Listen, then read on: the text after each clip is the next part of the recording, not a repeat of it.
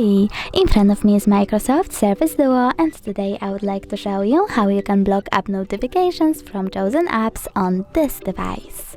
Firstly, go into Settings. Now choose Absent Notifications and tap on Notifications.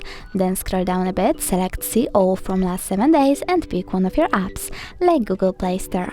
Now when I click on the switcher next to it, all notifications from this app are now blocked.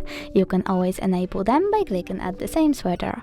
You can also just tap on one of your apps and manage notifications from here. Thanks so much for watching. If you enjoyed this video, don't forget to leave a like, comment and subscribe. Bye!